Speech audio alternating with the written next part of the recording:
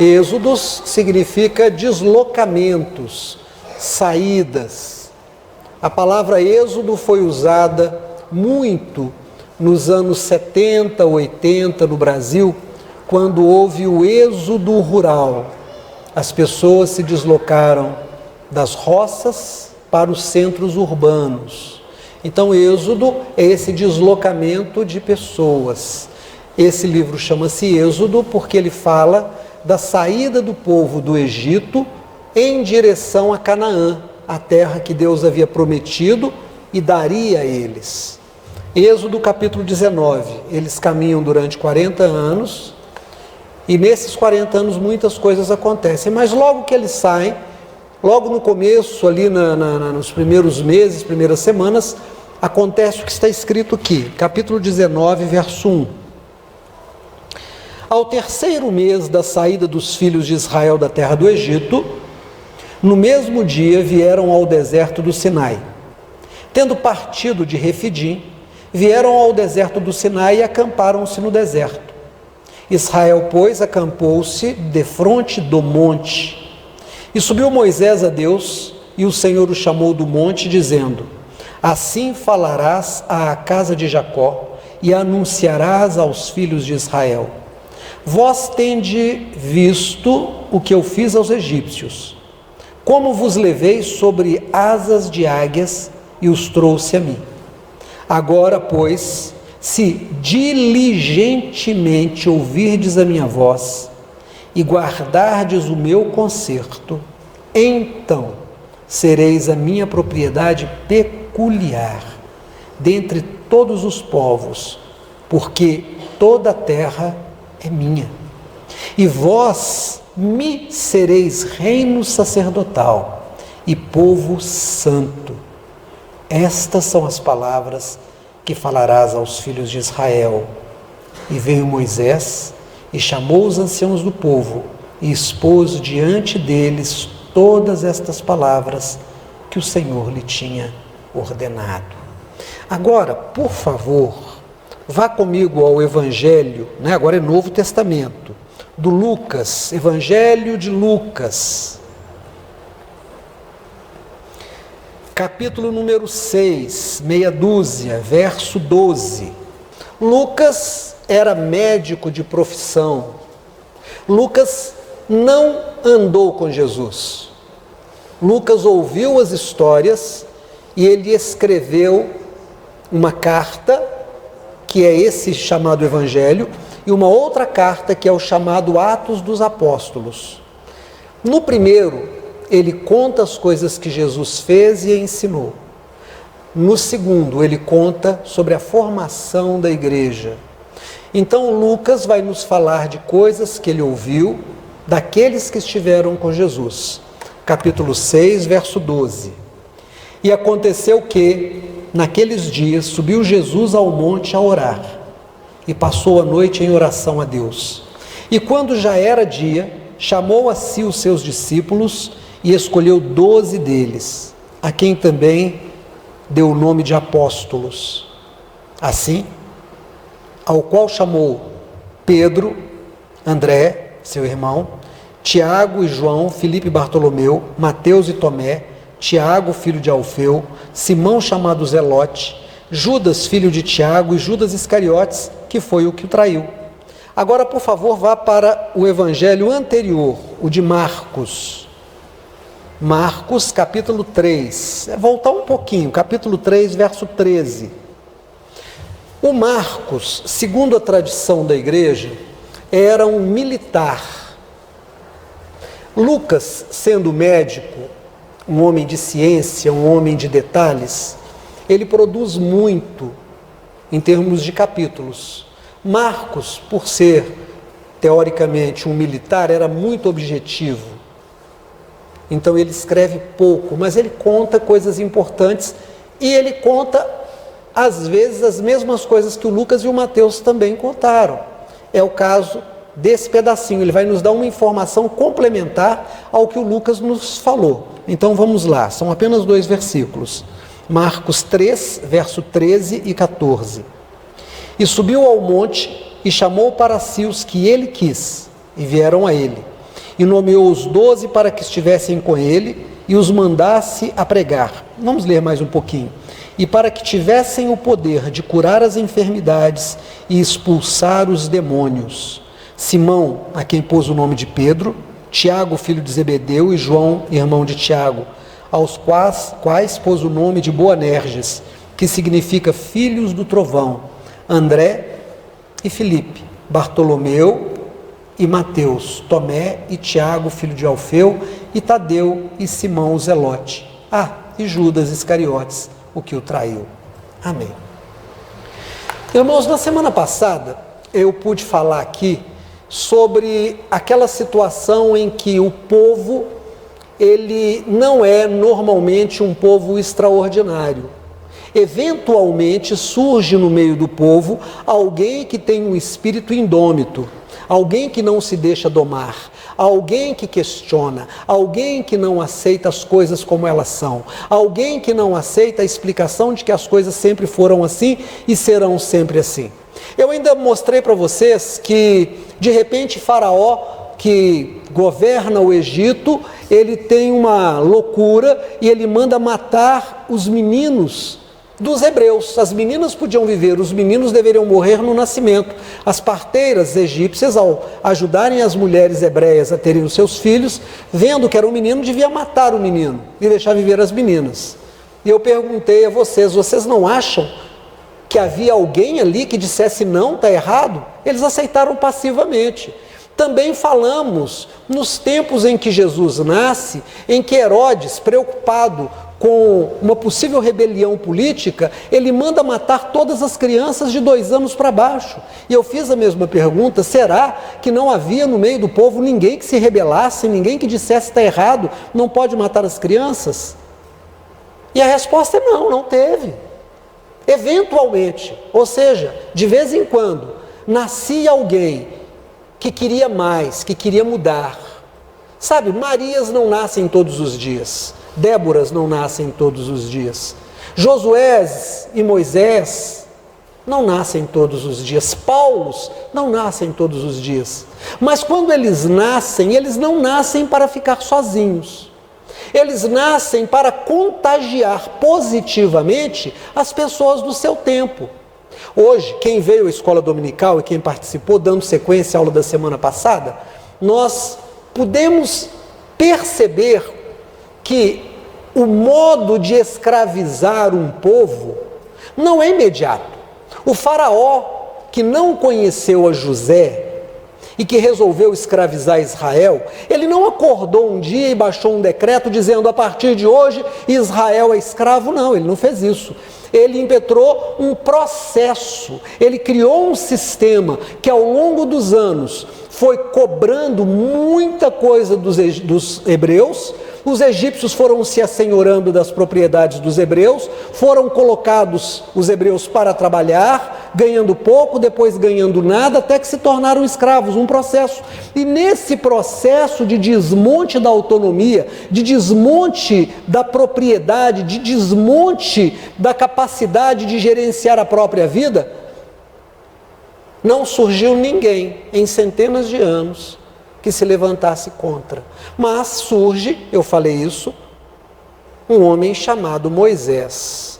E é tão interessante que eu disse: Deus colocou aquele menino estrategicamente dentro da casa de Faraó para que ele aprendesse o pensamento egípcio e pudesse mais tarde, como grande libertador, como grande dirigente, traçar estratégias para que ele pudesse também ser ferramenta para vencer Faraó e o seu povo. E foi o que aconteceu. Mas eu disse para vocês hoje que estes homens e estas mulheres, as Esther da vida, as Marias da vida, estes homens maravilhosos como Noé, como Abraão, essas pessoas, elas têm algumas coisas interessantes. A primeira delas é que, embora elas sejam extraordinárias, elas estão para além daquilo que é comum. Elas têm todos os problemas das pessoas comuns. Elas têm todos os traumas, elas têm todas as tragédias familiares e pessoais. A Bíblia chega a dizer para nós que Elias era homem como os outros, sob o ponto de vista de quem passa por tragédias pessoais, de quem entra em depressão, de quem se decepciona, de quem desiste. Mas ele tinha alguma coisa extraordinária, que era a capacidade de colocar nas mãos de Deus as suas questões. Bom, hoje nós lemos uma história interessante. Nós lemos duas histórias interessantes.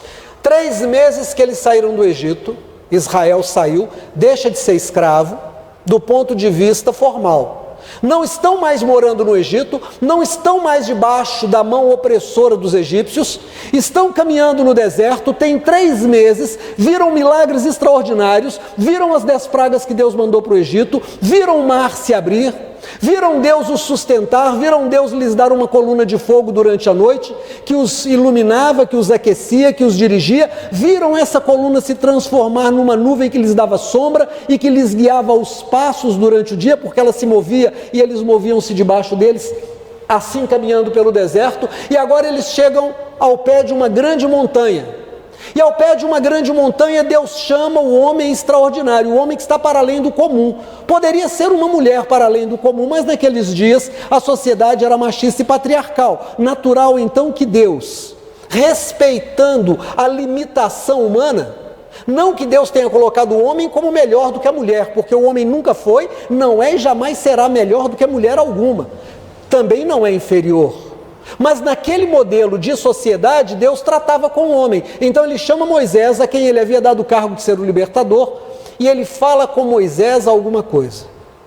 Ele diz: Moisés, você vai descer e vai entregar a todo o povo a minha lei, os meus mandamentos. Se esse povo se lembrar de tudo que eu fiz aos egípcios, de como eu enfrentei os inimigos dele, de como eu abati os inimigos dele, de como eu quebrei a estrutura escravagista do Egito, aquilo que era impossível do ponto de vista sociológico histórico, eu fiz acontecer. Aquilo que durante séculos as pessoas ordinárias, as pessoas comuns, as pessoas normais disseram: não tem o que fazer, o que a gente pode fazer? Eu fiz acontecer no momento em que eu achei alguém que cria que eu podia fazer. Agora você vai descer e vai dizer: vocês se lembram de tudo que Deus fez aos egípcios? Mas você vai lembrar a eles que eu os tirei do Egito como quem tem asas como a águia. Eu os coloquei sobre a minha mão e com a minha mão eu os transportei até aqui. Por que será que nenhum chacal do deserto os comeu à noite? Por que será que nenhuma víbora rastejante tenha picado alguém no acampamento? Por que será que ninguém morreu de fome, de sede? Por que ninguém teve insolação? Por que ninguém teve bolha nos pés? Por que ninguém ficou cansado de carregar as suas coisas? Porque eu, o Senhor, fiz todas essas coisas acontecerem. Eu fui a força em cada homem, eu fui a força em cada mulher, eu fui a força em cada criança. Eu, o Senhor, fiz tudo acontecer. Lembre isso para eles. Lembre que eu enfrentei os seus inimigos e os dei a vitória. Lembre que eu os carreguei comigo e que eu os tenho sustentado. E agora, diga a eles que se eles estiverem dispostos a obedecer, e aí tem uma palavra que eu gosto, diligentemente, tudo que eu tenho mandado, eles serão para mim propriedade peculiar. Irmãos, Moisés deveria descer do monte e dizer ao povo: vocês se lembram de como Deus os defendeu? Sim. Vocês se lembram que Deus enfrentou o faraó e seu exército com 10 pragas? Sim. Vocês se lembram que as 10 pragas alcançaram o Egito, mas onde tinha a casa de um judeu não chegou a praga? Sim. Vocês se lembram que a última praga morreu o filho mais velho e o animal mais velho de cada família no Egito, mas onde havia um egípcio celebrando a Páscoa, tomando a ceia do Senhor, não houve morte? Sim. Pois é esse Deus que os tirou de lá, que os enriqueceu, porque vocês saíram de lá trazendo toda a riqueza do Egito como espólio de guerra, porque o Senhor fez com que os egípcios dessem a vocês ouro, prata preciosa, prata, pedras preciosas e todas as coisas caras do Egito. Vocês têm isso com vocês agora. Eu estou dizendo que vocês devem obedecer diligentemente a minha palavra. Irmãos, diligentemente significa cuidadosamente. colocando em primeiro lugar, não deixando de fazer nada. Sabe qual é o grande problema que eu ouço dos empresários brasileiros ou de quem contrata mão de obra? Normalmente a mão de obra é porca. Normalmente a mão de obra é porca. Você contrata um mecânico, ele consegue estragar o seu carro mais do que o estrago que levou o seu carro para a oficina. Você contrata um pedreiro, ele consegue errar, gastar o seu material e depois diz, estraguei, você vai ter que pagar de novo, porque ele não repõe com o dinheiro dele. A mão de obra no Brasil é muito ruim, mas não é só aqui não. Eu já li relatos também que nos Estados Unidos e na Europa há um problema sério de mão de obra. Eu converso com gente que tem loja, reclamam que não tem vendedor que preste. Eu converso com empresários da área de indústria, eles estão procurando de luz acesa empresários que trabalham em direito. O pessoal da área administrativa também. Área de saúde. Área que eu atuo como psicólogo, como tem picareta, a igreja evangélica, como tem picareta, como tem pastor ruim. Mas Deus vira e diz, eu não quero esse tipo de gente. Se vocês forem cuidadosos, zelosos, diligentemente observar a minha lei, você levanta de manhã e diz, como é que eu vou obedecer a lei do Senhor? Você entra numa loja para comprar ou vai fazer um pagamento, você diz, eu vou honrar a Deus. Você entra numa relação com alguém, seja pelo que for, uma pessoa que zela pela palavra de Deus, mesmo quando está jogando bola e está ficando nervoso, ele não dá um carrinho para quebrar a perna do outro. Uma pessoa que é de Deus, mesmo que ela esteja apertada, ela não dá prejuízo para o outro, ele não rouba de forma nenhuma, ele é zeloso pelos mandamentos do Senhor. Um homem que ama a sua mulher não bate nela, uma mulher que ama o seu marido honra. Os pais honram os seus filhos, cuidam dos seus filhos e os filhos falam bem dos seus pais. Uma pessoa que é de Deus não fala mal do seu pai e da sua mãe. Observar a lei do Senhor é aplicar a lei do Senhor em cada coisa da vida da gente. Deus disse, se vocês fizerem isso, vocês serão para mim propriedade peculiar. Sabe o que é peculiar? Vem de pecúlio. Coisa própria, vocês serão meus, eu não vou dividir vocês com ninguém. Presta atenção aqui em nome de Jesus. Ainda há pouco a Simone disse para mim, alguém assim está muito doente. Eu disse, não está doente, está perturbada. Essa pessoa não é doente, ela é perturbada. Do ponto de vista espiritual, ela é perturbada.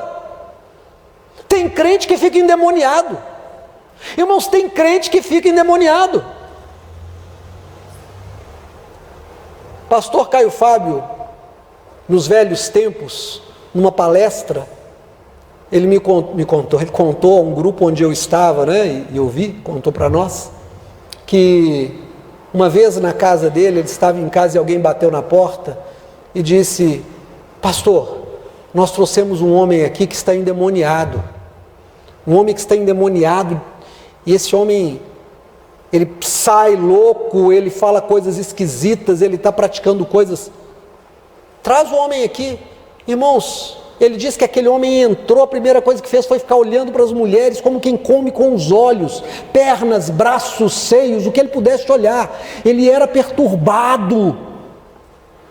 E quando o pastor chegou perto dele, o que estava nele se manifestou, aquela coisa, cai no chão, faz aquilo, sai em nome de Jesus, e aquela luta, e quando saiu o demônio, disseram, esse moço é pastor na igreja tal. Era um pastor que estava endemoniado. Mas engraçado, porque o Senhor Deus disse que, se vocês tiverem o cuidado e observarem diligentemente a minha palavra, vocês serão para mim propriedade peculiar. Eu não vou dividir vocês com ninguém. Eu não vou dividir vocês com ninguém, mas quando você não é zeloso das coisas de Deus, espíritos de perturbação podem dividir você, eles entram na sua vida. Se você tem uma fissura no seu corpo, bactérias podem entrar ali, você tem que combater.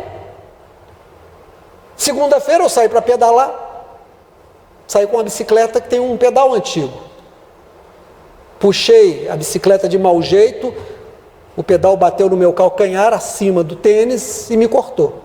Como de hábito eu não dei muita bola, às vezes a gente sola mesmo.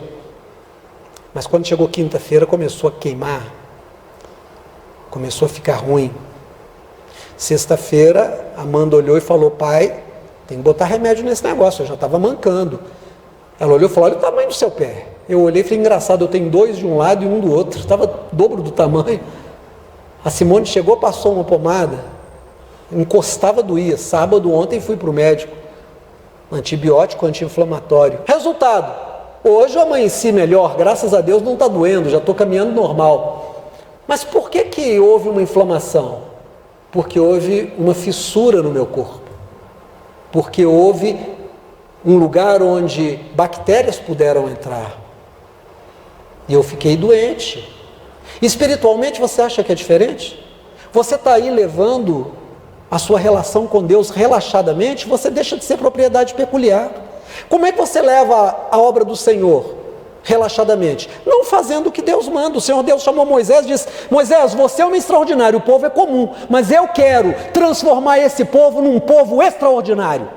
Quando eles tiverem a minha palavra, quando eles obedecerem a minha palavra, quando eles tiverem cuidado e diligentemente observarem a minha palavra, eles também serão um povo extraordinário. Serão para mim uma propriedade peculiar, particular, só minha. O diabo não toca, o mal não chega na casa deles, não chega no trabalho deles, não chega no corpo deles, porque eu, o Senhor, os tomo pela minha mão e eu os guio como os guiei até agora. Irmãos, é a nossa decisão de levar Deus a sério. Quando nós colocamos qualquer coisa na frente de Deus, nós estamos abrindo brecha espiritual na nossa vida e nós vamos nos machucar e vamos nos inflamar espiritualmente. Quando você coloca Deus em primeiro lugar na sua vida e tudo que você vai fazer, você primeiro coloca o Senhor, Deus é contigo, não há quem te resista. O Senhor te dá sabedoria, o Senhor te dá força, o Senhor te dá oportunidade, o Senhor te protege. Aquele que te abençoa é abençoado e aquele que te amaldiçoa é amaldiçoado, porque ele se torna inimigo de Deus,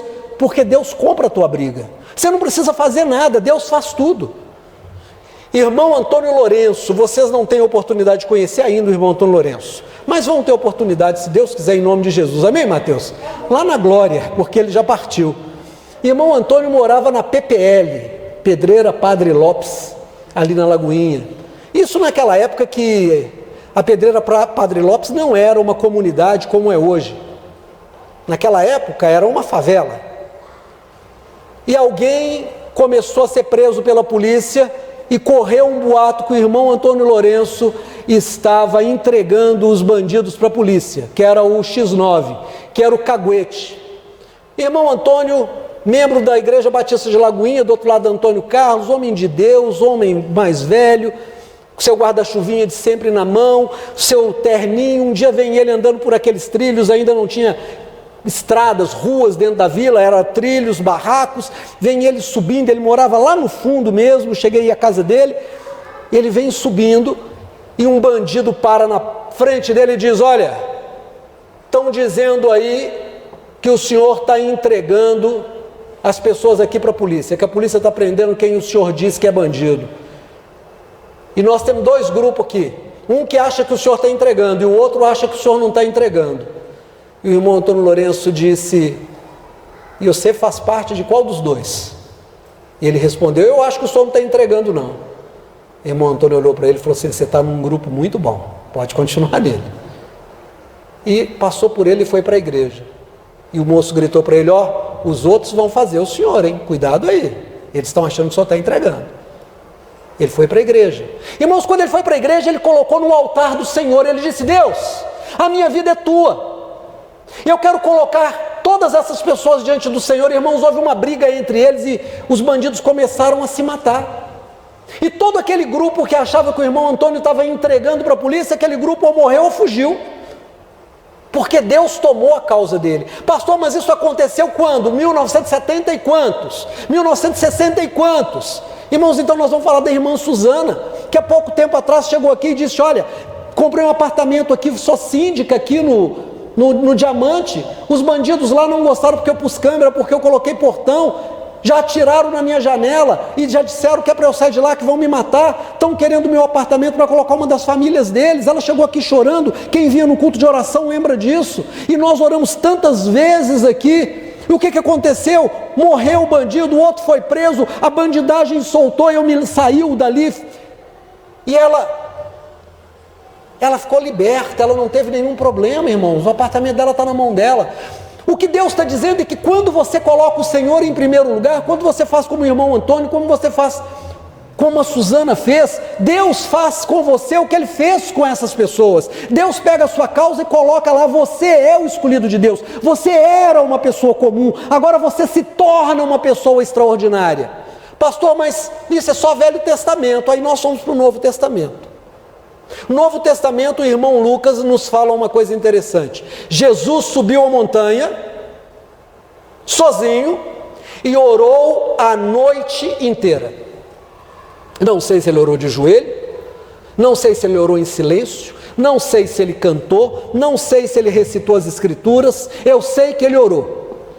Orou a noite inteira, desceu, e a Bíblia diz que ele escolheu 12 para que estivessem sempre com ele. Quem eram aqueles 12? A Bíblia nos dá o nome de cada um deles. Depois nós fomos para o livro do irmão Marcos, porque o irmão Marcos completa a informação do irmão Lucas. O irmão Lucas diz que Jesus subiu, orou a noite inteira, desceu e escolheu 12 e dá os nomes. O irmão Marcos já disse que ele orou, desceu, escolheu os que ele quis e mandou para que eles anunciassem a sua palavra e tivessem poder sobre os espíritos malignos e que eles curassem as pessoas. E dá o nome deles. Sabe o que é? Não tinha um ali que era rico, não tinha um ali que era estudado, não tinha um ali que era de uma tribo forte, de uma família poderosa. Era gente comum, era gente ordinária, era gente que a gente encontra toda hora, gente sem grandes expectativas. O Senhor Deus ora, Jesus encarnado ora ao Pai, Jesus Deus ora, representando o ser humano caído, tomando o lugar do ser humano caído. Ele desce e escolhe homens comuns e diz: eu quero que você seja extraordinário, eu quero que você seja acima da média, eu vou tornar você uma pedra. Ele olha para o Pedro e a Bíblia vai dizer para nós, presta atenção nos nomes, abra aí a sua Bíblia por favor no Marcos de novo, no capítulo 3, e diz assim, olha, verso 14, e ele nomeou 12 para que estivessem com ele e os mandasse a pregar. Presta atenção, ele escolheu 12 para estar com ele. Sabe como é que você se transforma numa pessoa extraordinária na mão de Deus? Esteja sempre com Deus. Irmãos, vamos ponderar. Ontem teve um clássico, parece que o Atlético ganhou. Foi isso mesmo? Eu não acompanho. E as pessoas se tornaram muito alegres, muito felizes. Gente botou o som alto, saiu de carro, buzinando, gritando. O que a sua vida mudou porque o Atlético ganhou? Irmãos, sinceramente, põe a mão na consciência. Poderia ser o Cruzeiro, poderia ser qualquer outro time. O que você ganhou? Você continua com o mesmo custo de vida. A gasolina para você ainda está a R$8. O óleo diesel está 7. A carne está mais cara. Não tem emprego. Os jovens estão se formando e não tem vaga. Os pais de família estão perdendo o emprego. Comemorar o quê? Porque um time de futebol ganhou. Tem gente que se alegrou com o futebol, que parou tudo, que levanta, que grita. Mas quando chega na hora de vir à casa do Senhor, que diz: eu vou te dar poder para mudar a sua vida, eu vou tirar você da miséria, eu vou tirar o câncer de dentro da sua vida, irmão, eu vou te falar, Deus cura. Eu posso falar isso porque o meu filho esteve para morrer. O médico me chamou a Simone e disse: olha, é 50% de chance. Era nenenzinho, meu pai ainda disse: mas vocês estão confiando nesse Deus? Meu pai não era cristão. Estamos, pai, ele está nas mãos do Senhor e Deus o restaurou, ele está ali filmando. A minha filha com 4 anos passou por uma situação tão grave, tão ruim quanto. Eu sei o que é um Deus que cura, eu sei o que é um Deus que tira da doença. Eu já tive a oportunidade de orar por gente que ia fazer um transplante de fígado, porque tomou bomba, remédio para cavalo para ficar forte na academia, e o fígado não conseguiu metabolizar aquela porcaria, apodreceu, o cara estava verde, parecendo um incrível Hulk. Eu tive que batizá-lo na cama do hospital com um copo de água.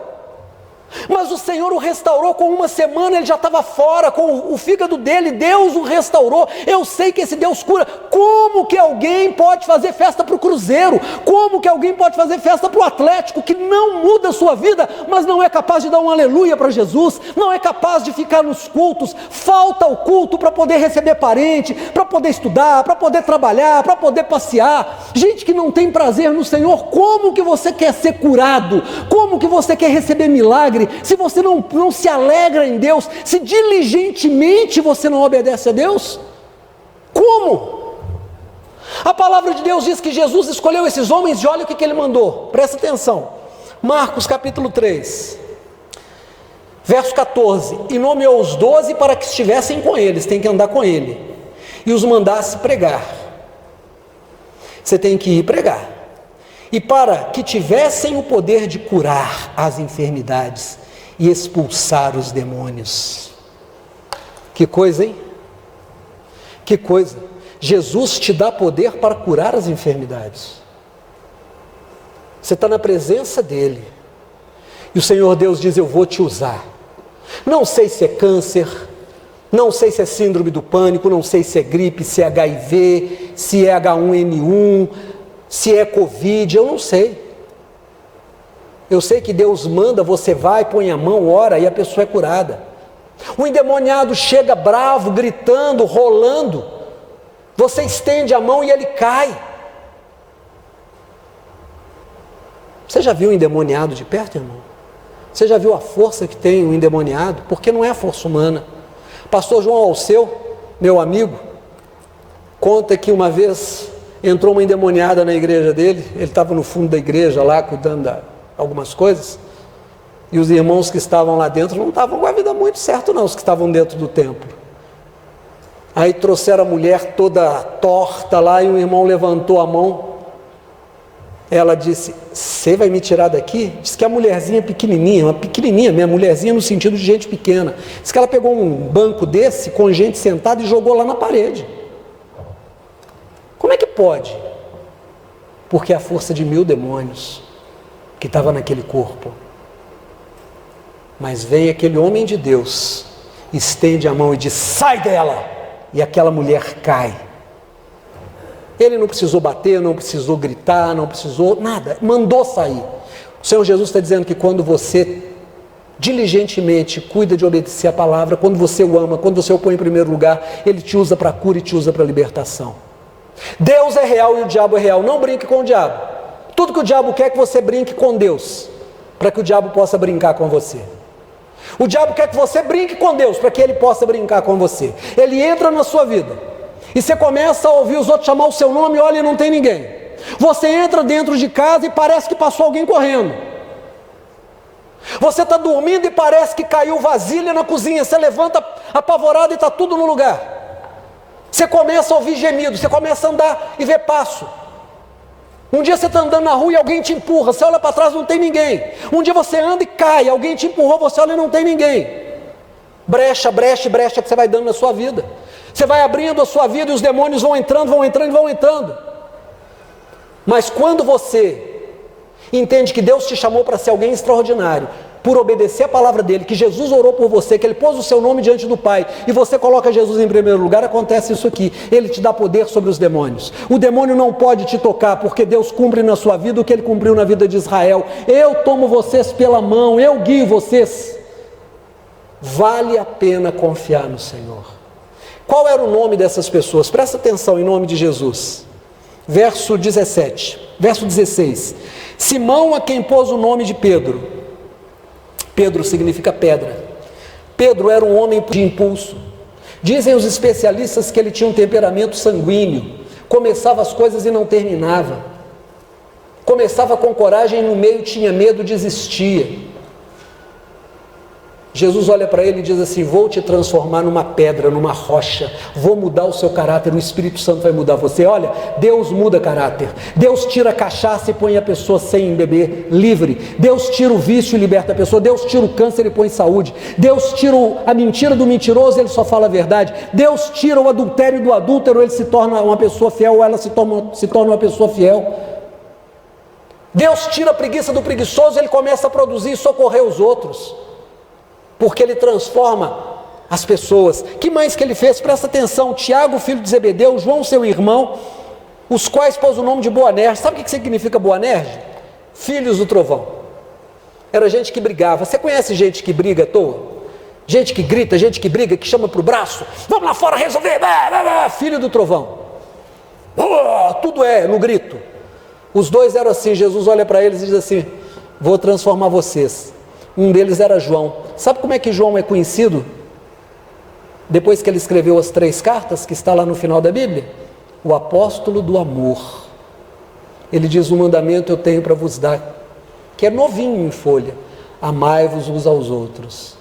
Aí alguém disse: João, dá para nós então um dos mandamentos mais antigos, lembra a gente? Ele falou: então pode anotar aí: amai-vos uns aos outros. Aquele que ama conhece a Deus. Um Boanerges, um cara que só brigava, que gritava, agora só fala de amor.